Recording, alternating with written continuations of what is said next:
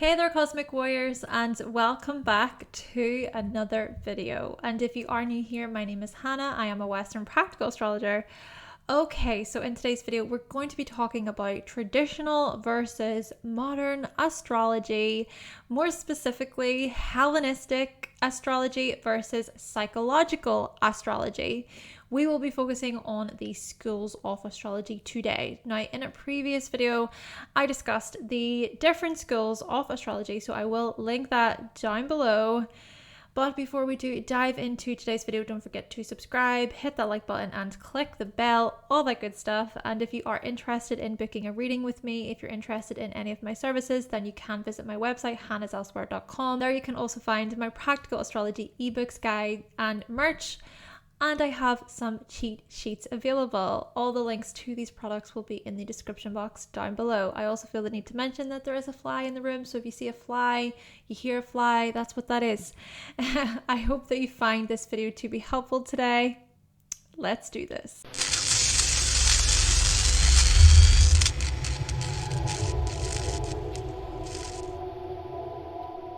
All right, so first things first, let us know, do you study traditional or modern astrology, or both? And which school of astrology are you a student of or a teacher of? I do apologize for my pronunciation of astrology. I've been saying it so many times. Though at the end of this video, I will be sharing some of my own personal thoughts about this topic. And do also please see the sources that I use in the description box. Be sure to check them out. And you can even find my astrology guide, which contains a lot of the information that I will be sharing today, and of course a lot more. So let's turn our attention to Hellenistic astrology to begin with. So in the schools of astrology video, I talked about the history of astrology, so definitely be sure to check out that video. But essentially, by the 4th century BCE, the star catalogues reached the Greeks. And around the 2nd century BCE, Babylonian astrology was mixed with the Egyptian tradition of decan astrology, creating the horoscopic astrology. And one of the key players of the development of horoscopic astrology was mathematician and astrologer Ptolemy. Now, Ptolemy's work, the Tetrapiblos, laid the basis of the Western astrological tradition. Astronomer Berosus set up a school for astrology on the Greek island of Kos in the early 3rd century BCE. Now, by the 1st century BCE, two variations of astrology existed. One involved the reading of horoscopes to look at the past, present, and future, and then the other focused more on the soul's journey. So looking at the soul's ascension to the stars.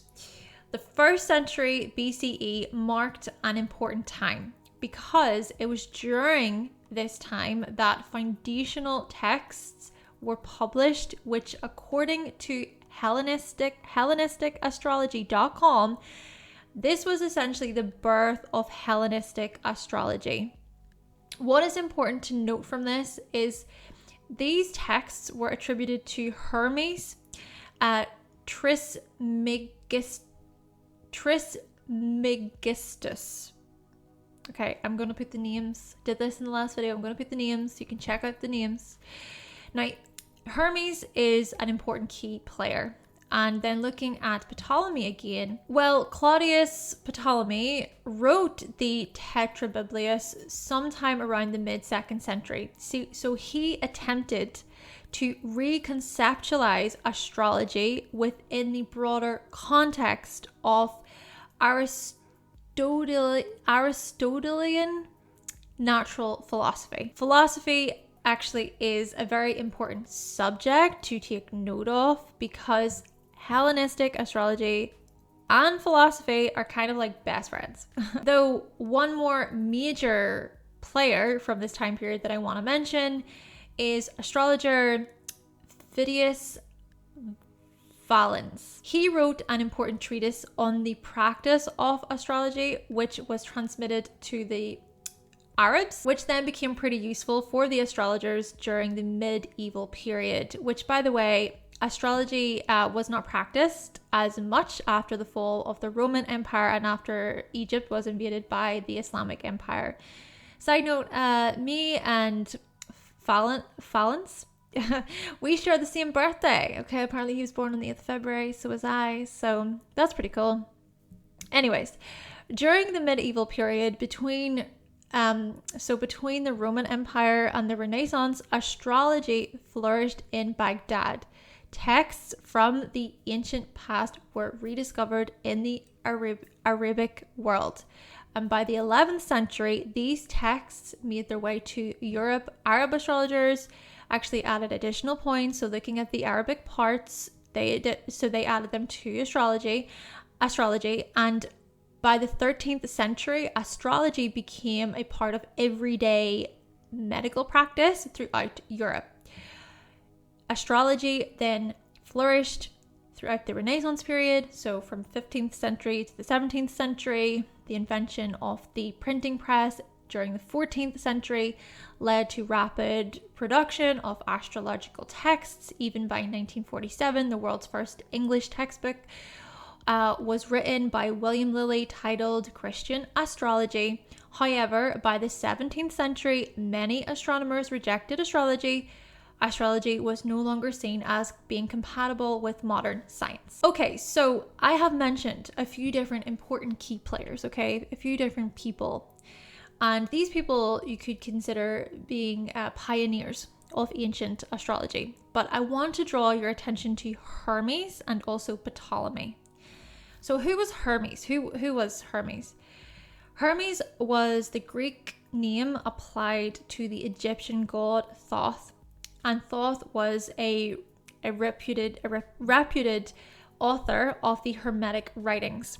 He was this fountain of knowledge and wisdom when it came to occult subjects, philosophy, theology. He was also the inventor of writing. He specialized in medicine, astronomy, magic, and to the Greeks, he was identified with the god Hermes.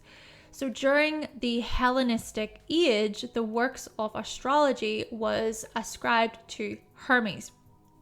Yeah, Hermes was a well-known Hellenistic figure who originated from the combination of Greek god Hermes and Egyptian god Thoth. His texts laid the foundation of various philosophical systems known as Hermeticism. Fascinating thing about this is the 7 Hermetic Principles are based on Hermetic philosophy.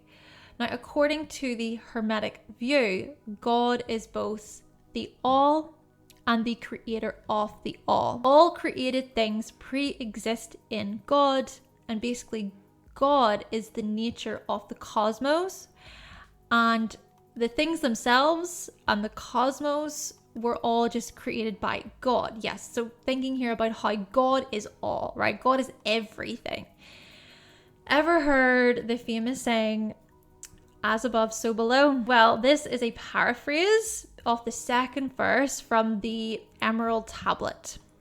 In fact, another phrase derived from the Emerald Tablet reads, the 3 parts of the wisdom of the whole universe. And this phrase refers to the 3 disciplines taught by Hermes. These 3 disciplines were alchemy, astrology, and theurgy. Alchemy looks at the changing of lead into gold. Astrology looks at the movements of the planets which have influence on Earth.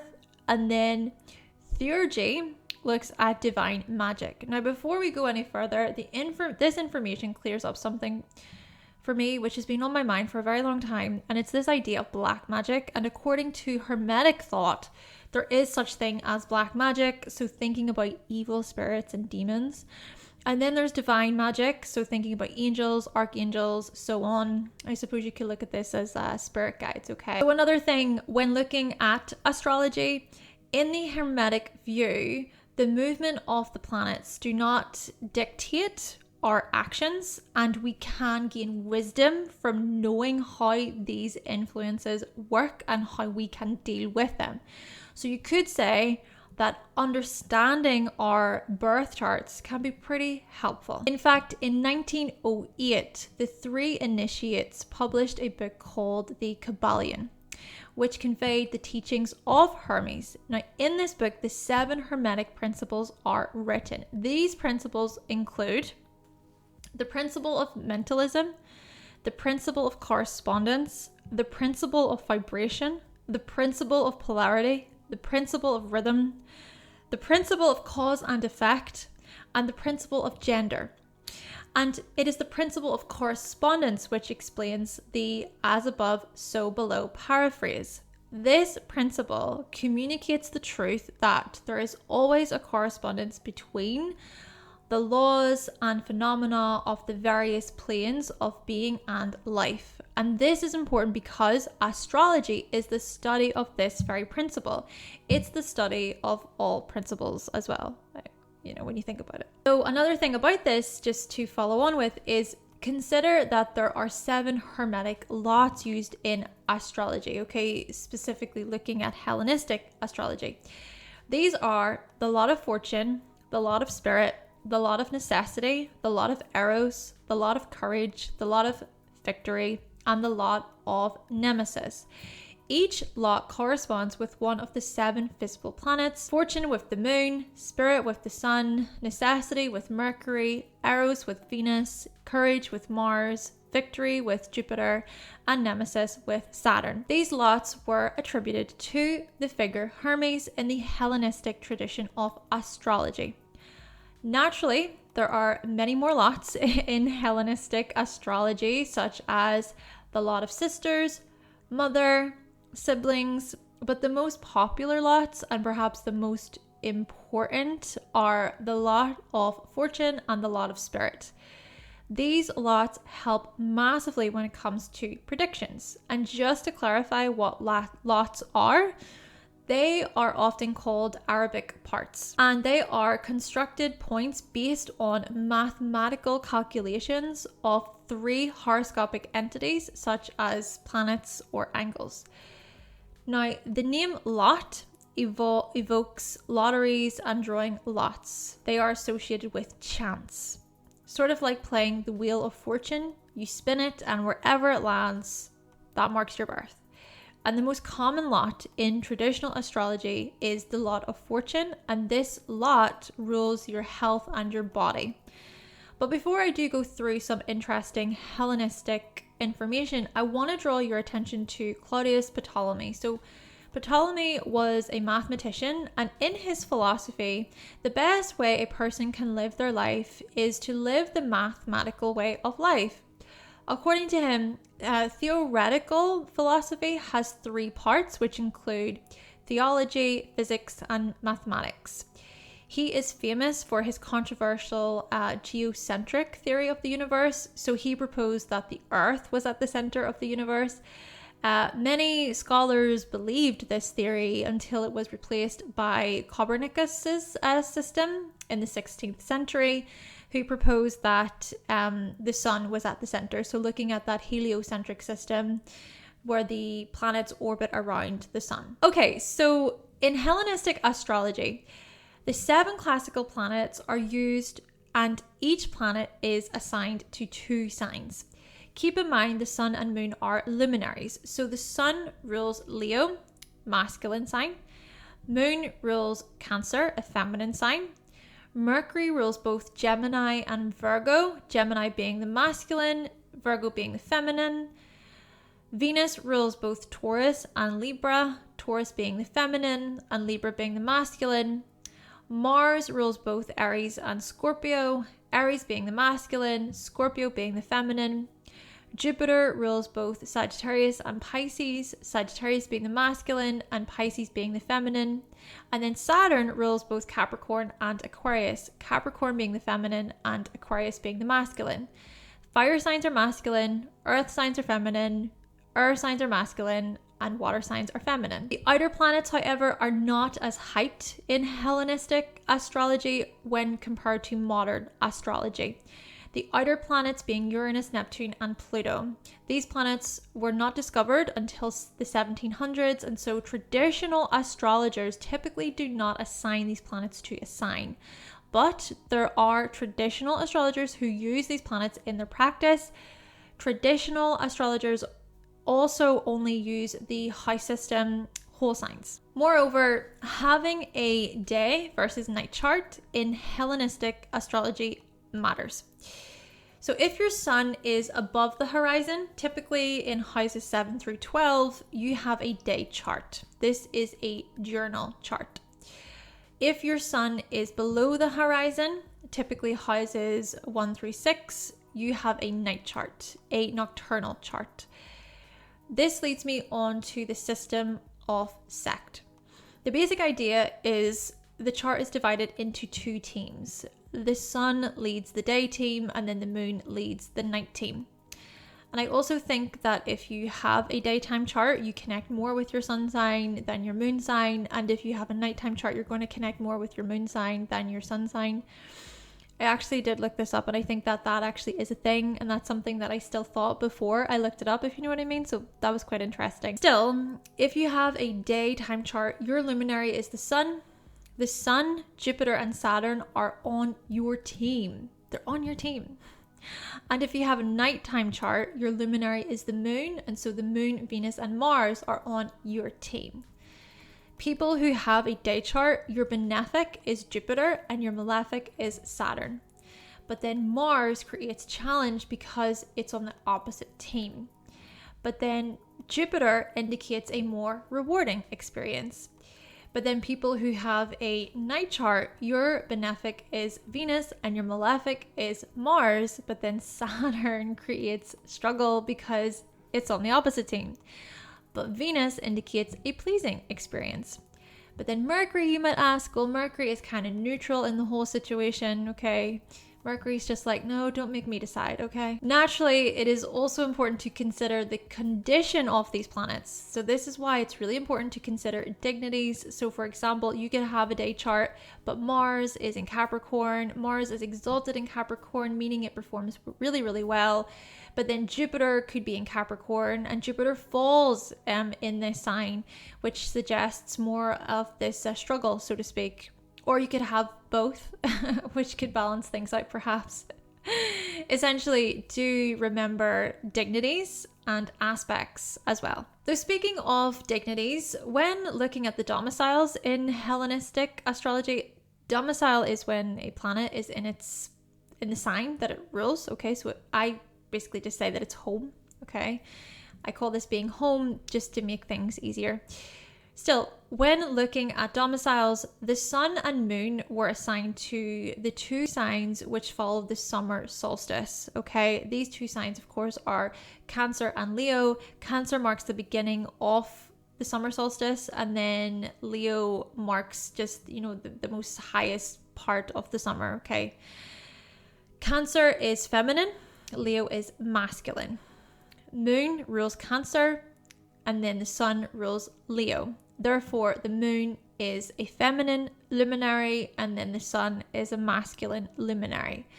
Now, the ancients, what they did is they drew a line between the sun and the moon, dividing the zodiac into two hemispheres. The solar hemisphere on the right, and then the lunar hemisphere on the left. Now, they also assign planets to each side equally. And the really cool thing about this is how the planets mirror one another, and each of the planets is assigned to two signs, as previously mentioned. Then when a planet is in the opposite sign that it rules, it's in detriment. So for instance, if the sun is in Aquarius, the opposite sign from which the sun rules, it's in detriment. Or if Mercury is in Pisces, the opposite sign from which Mercury rules, it's in detriment. Planets in domicile are quite strong and comfortable, and planets in detriment are said to be quite challenging and weak. But do keep in mind that they both come with positives and negatives. And when looking to exaltation and fall, When a planet is exalted, it is said to be powerful and it performs really, really well. But when a planet is in its fall, it is said to be debilitated and just a lot more challenging. Again, both have their positives and their negatives to them, okay? They're positive and negative qualities. But when looking at the rationale for this, so Chris Brennan talks about how sect plays a role, okay, when it comes to exaltations and fall. So when daytime planets are in their signs of exaltation, they create trines to their domiciles. Remember, Sun, Jupiter, and Saturn are on the Sun's team. And then Moon, Venus, and Mars are on the Moon's team. So for example, Jupiter is exalted in Cancer, and Cancer creates a trine to Pisces in the zodiac. Jupiter is at home in its domicile in Pisces. And when nighttime planets are in their signs of exaltation, they create sextiles to their domiciles. For example, Moon is exalted in Taurus, and Taurus creates a sextile to Cancer in the zodiac. So Moon is at home, it's in its domicile in Cancer. All right, so seeing as I mentioned aspects, in Hellenistic astrology, 5 traditional major aspects are used, sometimes called Ptolemaic aspects. These aspects are the conjunction, so 0 degrees, the sextile, 60 degrees, the square, which is 90 degrees, the trine, which is 120 degrees, and then the opposition, which is 180 degrees. However, when 2 planets are not configured to each other by these 5 major aspects, they are said to be in aversion. For example, if Moon is in Aries and Mars is in Scorpio, these planets would be in aversion because they aren't being connected by the 5 major aspects. Same thing if, for instance, Mercury is in Pisces and Saturn is in Libra. With that being said, do keep in mind that in modern astrology, many more aspects are used, and even the aversion aspect, okay, that would be called an inconjunction or a quincunx in modern astrology. But yes, there are many more aspects in modern astrology which go beyond the 5 major aspects. There are many minor aspects in modern astrology. Then also, when looking at timing techniques in Hellenistic astrology, knowing if you have a day versus night chart matters a lot. So the lots, as previously mentioned, they are calculated based on this information. There is a very useful timing technique called zodiacal releasing, which essentially looks at the chapters of your life. Zodiacal releasing involves the lots, mainly the lot of fortune, spirit, and eros. There is also annual perfections, which looks at a huge area of focus for the year. A certain house is activated in your chart, and the Time Lord of that chart should be followed to see how things unfold. And if you have any planets in that house, they are also going to be activated for that year. Another thing here is that in Hellenistic astrology, the planets are lords, they are gods. Then the ascendant is known as the R marker, and the 12 houses are known as places. So those are just a few different words that they use in Hellenistic astrology. There are a ton of terminologies used in Hellenistic astrology, which I have stumbled upon recently. Words like hurling rays, casting, overcoming, bonification, maltreatment, superior, inferior, so on. I believe these words have something to do with the conditions of the planets in an individual's chart, as well as aspects. Well-known and professional Hellenistic astrologer Chris Brennan actually has a Hellenistic astrology course, which I'll link down below. Also, Adam from Nightlight Astrology has a course. Again, I will link that down below. But yeah, these two spring to my mind when it comes to professional Hellenistic astrologers who could teach you a lot about this subject. This type of astrology also focuses more on an individual's outer experience And I would say that it's quite similar to Vedic in that it plays a role, or it pays attention to fate and circumstances. It pays attention to karma. Now, this is not to say that traditional astrology can't be used for psychological reasons or as a way to explain someone's characteristics. I think it still can be used for these reasons, but there can be a much more literal feel or a literal element to traditional astrology, which I'm coming to learn can be very much on point. Okay, so let's now look at a couple of different traditional astrology branches. There is Horary astrology, involving the answering of a question. So you could ask a question like, will I get a promotion? And an astrologer can help answer that question, but the horoscope is drawn based on the exact time that the question was heard and really understood by the astrologer. Then there is something called Electional astrology, and this involves a set time and date of an upcoming event. So drawing a horoscope based on a date and time.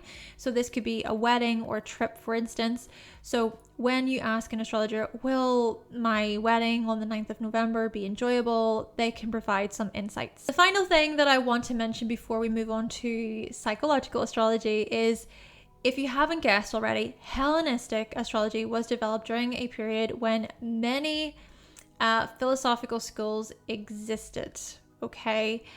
And Chris Brennan actually covers this in his course as he explains the relationship of major philosophical schools with astrology. So I touched on Hermeticism. There's also Platoism, Stoicism, and Skepticism, to name a few. But let's think about philosophy for just a moment. So philosophy basically means love of wisdom. I know, how fascinating, right? How fascinating that is what philosophy actually means. Philosophy is about understanding necessary truths about ourselves and the world that we live in, but it's also about understanding the relationship between us and the world. It's a study that requires logic and reasoning as we think about subjects like ethics, existence, and meaning. But truly, it's a study of understanding, kind of like in the 9th house, so thinking about the 9th house in the chart, this is the house of understanding knowledge. This house reveals a lot about our higher education and our further knowledge. Jupiter is actually transiting my 9th house right now, which says a lot given the videos that I'm creating at the moment. Yeah, I really seek to understand astrology. So why is astrology the way it is, and who are the key players, and what is my position within the astrology community? And what a perfect segue into modern astrology. We will specifically be focusing on psychological astrology, but a big difference between Hellenistic and psychological astrology is Hellenistic astrology focuses more on outside circumstances, and philosophical astrology focuses more on a person's inner world. On that note, right, let's explore science, a subject that I failed at school, okay? Science is very systematic and involves the pursuit of understanding the natural and social world. Knowledge is organized based on testable explanations. So if we compare this to philosophy, philosophy is also the study of understanding the natural world. It looks at the fundamental nature of the world. Science evolved from philosophy, but they both complement each other. Philosophy was once known as natural philosophy and was the basis of science. And philosophy is also considered or concerned more with the bigger picture, which does make sense to think about, because if we consider Jupiter rules the 9th house, and Jupiter also indicates the bigger picture in our charts. This planet also governs philosophy. And when it comes to astrology, it includes subjects like mathematics, philosophy, and yes, science. Though seen as a pseudoscience today, many astrologers would argue that astrology is in fact a science. See, by the 17th century, many astronomers rejected astrology. This was because the scientific revolution drastically changed scientific thought. The scientific revolution replaced the Greek view, okay? So astrology was no longer seen as compatible with modern science. Both astrology and alchemy were then defined as occult practices, but then by the 20th century, astrology began to raise in its popularity, okay, became much more popular again. It was actually thanks to the rise of spiritualism. that helped with the growth of astrology. Still, long ago, astrology and astronomy were one and the same. And the unfortunate thing about the revival of astrology was the original texts were lost. But over the last 30 years, those original astrological texts, they're being rediscovered and they're being translated as well, meaning Hellenistic astrology is having its own revival. But let's look more at psychology and its discoveries, because I think both Hellenistic and psychological astrology can exist. They can work together. Though in short terms, what is psychology? It's the study of the human mind. It's the study of human behavior. See, with the rise of interest in psychology throughout the 1800s, many astrologers included it in their practice. Take Dan right here. For example, he was a pioneer in modern astrology. He coined the term humanistic astrology. So this looks at human-centered astrology as opposed to event-focused. Keep in mind, humanistic psychology at the time focused on a person's growth and self-actualization. Carl R. Rogers was one of the founders of this type of psychology. He was known for person-centered psychotherapy. Then you have Sigmund Freud, who was the founder of psychoanalysis. Still, it was astrologer right here who brought astrology and Jungian psychology together. Carl Jung, being a well-known psychologist, Rudger, I'm so sorry about the pronunciation, but yes, Rudger suggested that the stars were pictures synchronistically aligned to human beings and that they did not have direct effects on human life. In fact, his views were influenced by Jung's work. Jung also suggested that a person's birth chart could provide insights into what a patient's soul intended for them to achieve. Jung found a wealth of spiritual and psychological meaning in astrology. He understood astrology through a lens of archetypes derived from the collective unconscious. Now, I do have a video all about astrology and archetypes. I made this years ago, but I suggest even just giving that a watch. But I think the most important thing to mention about modern astrology versus traditional is the invention of the telescope. So in 1608, the world's first telescope appeared in the Netherlands. Thanks to the invention of the telescope, astronomers could discover planets further afield. So in 1781, Uranus was discovered by accident. Yes, very Uranus. In 1846, Neptune was discovered. In 1930, Pluto was discovered. The discoveries of these planets changed astrology in progressive ways. Okay, so each of these planets was assigned to a particular sign. So looking at Uranus to Aquarius, Neptune to Pisces, and then Pluto to Scorpio. However, these are generational planets. They stay in one sign for much longer than the original 7 planets.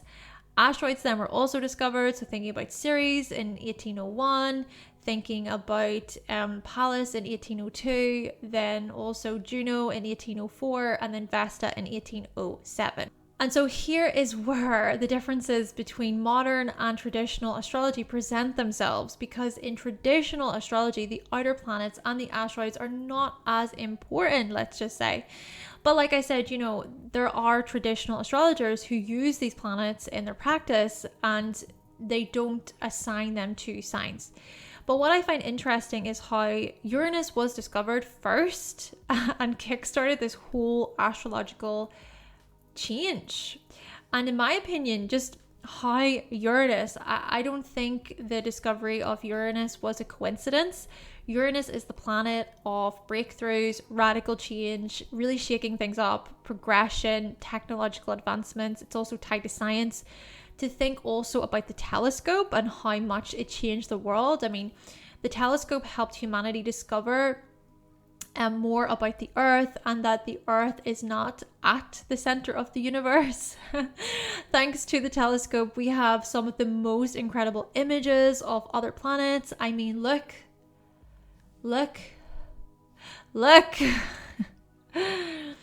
And to also think that there are other discoveries to be made. I mean, this is what I love about modern astrology. It's the curiosity to innovate, to change things, to get other points of view and to think even the beauty of science and that it challenges, science can challenge old methods. However, science can also be wrong, and it often is wrong. And I think that what is amazing about traditional astrology is the foundation of it, the solid structure, a structure which has been around since the beginning of civilization. And that means something. But at the same time, philosophical beliefs tied to traditional astrology, they can be wrong, right? Hellenistic astrology is largely based on fate and circumstances, which I will be exploring in another video, which I cannot wait to talk about. But my point being, no matter the type of astrology, okay, there's always this possibility that we don't know fully, okay? And it's the same not knowing, I guess, that keeps me questing and maybe other astrologers researching and looking deeper into things. Yeah, no one knows everything, basically. Though, what if we could use modern day methods for psychological discoveries and traditional methods for fated discoveries? Then again, I think the misconception is that modern only focuses on psychological and traditional only focuses on fated. At least in my opinion, both modern and traditional can be used to explore a person's inner and outer world. After all, it was Socrates who said, "Know thyself." Aristotle also said, "Knowing yourself is the beginning of all wisdom." Indeed, perhaps astrology shows us that knowledge begins in self-discovery. And I think this is why it's important to understand your chart for yourself. I mean, no matter what astrologer you go to, perhaps there is power in learning about astrology for yourself and understanding it. This can be really helpful actually when it comes to becoming more self-aware. Then again, it's also possible to be too self-aware. And so I think that astrology can be used too closely at times. We can obsess, we can fixate on our charts without actually living our lives, And so perhaps it's also good to look at your chart as a tool, right? As a practical, useful tool, which is its purpose, right? This is the purpose of it. It's a tool, not something that we should depend on or see as this extension of ourselves. Furthermore, it was also philosopher Rene Descartes who said, "I think, therefore I am." And he said this during the 1600s, closer to the time Uranus was discovered. According to dictionary.com, he found that he could not doubt that he himself existed, as he was the one doing the doubting in the first place. So what is certain is you exist. I can't help but think that such an outlook played a role in how astrology was taught from there forward. Descartes was the father of modern philosophy, and he was also an Aries. And I also want to mention a few discoveries which were made during the scientific revolution. So the laws of motion, the law of universal gravity, thanks to Isaac Newton. And in 1543, Nicholas Copernicus proposed that the sun was at the center and not the earth. And this leads me on to a slightly debatable topic within astrology, and that is to do with house systems. So like I said, in traditional astrology, the whole sign house system is used, but many more have been explored over the years, such as equal houses, porphyry, which, to be fair, I mean, they're still very, very old. But then more recently, looking at Placidus, still quite old, but not as old as the others. But still, let's talk about Placidus a moment, because it does seem like it's the most popular house system for modern astrologers. It is the default house system. This system was acknowledged by Abraham in Ezra as the system employed by Ptolemy in the 12th century, and it is formally known as the Ptolemaic method. Placidus de Tudi was considered to be the founding father of this system in the 17th century, but the essential idea is that the foundations laid out by Ptolemy for the primary directions are used to formulate and calculate this house system. However, there is also some information to suggest that this system goes back earlier than the 12th century. And you see, the reason for why I'm bringing up this house system is because I often hear about how Placidus is seen as more of a psychological system, given how it has interceptions. So interceptions meaning signs are swallowed within a house. And if this is the case, there are duplicated signs in the chart, meaning there are signs performing double duty. Okay, there are signs which are ruling more than one house. Duplicated signs are also said to unlock the interceptions, meaning they can be used to help support the interceptions. Okay, kind of looking at how the interceptions can suggest that the energy is not readily available, so to speak, and so the duplicated signs can help with that. And if a planet is in that sign, okay, so if a planet is in an intercepted sign, it would also mean that that planet is intercepted. And if so, this means the planet is somewhat challenging to access. So in this way, I can see how this system is more psychologically based. Okay, I can see that. And if we are also, to consider how this house system coincided with the flourishing of psychology during the mid-late 1800s, yes, this also makes sense. But you see, there are other house systems which show interceptions. So for instance, the Porphyry system, that can also show interceptions. And like I said, with Porphyry, that has been around even closer to the beginning of Hellenistic astrology. So if this is the case, then does this mean that Porphyry is also more of a psychological house system? What I'm trying to get at here with my view is any of the house systems can be used for both psychological and circumstantial reasons. I see, this is just my personal opinion on this, right? I see all the house systems as potentials for inner and outer analysis. But again, this is just my view. And also, this is just my view for now. Like, I could change my mind. Yeah, this could change, and your views could very much be different to my views, and that's okay. I have made a video though about house systems, so I will link that down below. There's just a few that I've talked about, but feel free to give that a watch. Okay, so let's now move on to some words / terminologies and methods which are similar to traditional astrology, but also different. So the signs are the same in both Hellenistic and psychological astrology, traditional and modern astrology. Okay, the characteristics are the same for the signs. Modern says houses, traditional says places. Some signs in modern astrology have 2 rulers. All signs in traditional have 1 ruler. In modern astrology, you would say ruler. In traditional, there are lords, there are time lords. There's rulers as well, but you can say lords and time lords. You bring these things into the equation. There are 4 elements and 3 modalities in modern astrology.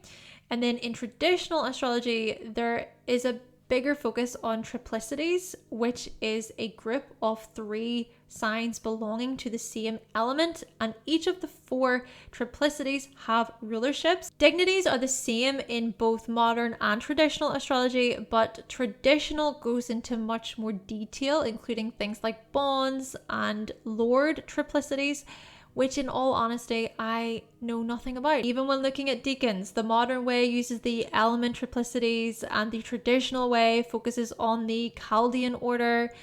There is also something known as planetary joys in Hellenistic astrology, which essentially looks at which house a planet is happiest in. For example, Venus is said to have its joy in the 5th house, which I do have Venus in the 5th house in my chart. Okay, so is that a good thing for me? The houses are also titled. So for instance, the 12th house is titled the evil spirit, but then the 11th house is titled the good spirit. And when looking at retrogrades in modern astrology, retrogrades are often seen as a period of self-reflection, internalization, and delay. But in traditional astrology, well, it looks at the revisiting of a situation, which has something to do with the pre-shadow period. So looking at the pre-shadow period before the retrograde begins, also looking at the post-shadow period, where we really mull things over. Still, I think there is the revisiting of something that occurs even before the pre-shadow period. It depends on degrees and cycles, etc., which I'm not going to get into. Though I do also think in modern astrology, the reassessing of a previous situation still comes up, okay? And pre and post shadow periods still matter in modern astrology. Though another quick thing to mention here is that I'm pretty sure it was during the Hellenistic time period that derivative houses came on the scene, okay? So I'm pretty sure it says that derivative houses appeared in the work of Valence during the 2nd century. And derivative houses basically involve something called turning the wheel. So if you want to know more information about your significant other, for example, of course the significant other is located in the 7th house in the chart, okay? You would then put the 7th house into the 1st house, and then you would count from the 7th based upon what you want to know about. So for example, if you want to look at the type of money your significant other makes, you would then place the 7th into the 1st and then look at, okay, what is the 2nd from the 7th, because the 2nd rules money and finances in astrology. So it'd be the 2nd from the 7th to understand, okay, how is it that my partner will make money? However, I am also pretty sure that in modern astrology, this timing technique is also used. Right, so that was just a quick rundown. Probably wasn't that quick, but anyway, that was a rundown of the similarities and differences between traditional and modern astrology. Naturally, there's probably so much more I could touch on, so much more I could say. Look up these terminologies, look up this information for yourself. And if you have anything else you want to add, let me know. I'm also willing to learn. And I do also want to mention, before I get into my own personal views here, is please go easy on me, okay? Please. Especially any Hellenistic astrologers or students out there, because I have used mostly modern day methods in my practice. But would I call myself a modern or traditional astrologer? I would probably lean more toward being a modern astrologer who also uses some traditional techniques. Personally, I really enjoy learning about the psychological elements of astrology because I'm so curious about psychology as a subject within itself, but I'm also willing to learn more, hence these videos. And I do want to really expand upon my understanding and my awareness when it comes to the different astrology schools.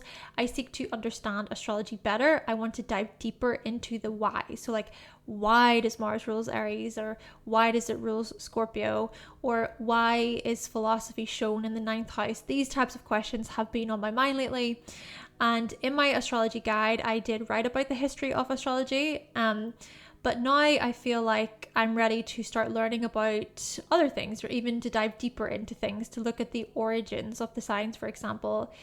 Yeah, it's been interesting to learn something new about Hellenistic astrology lately as well. And I think the beauty of my channel is that it's very much about learning. Even started learning about astrology on here, and it's just been great to share this journey with you, the viewers, my subscribers.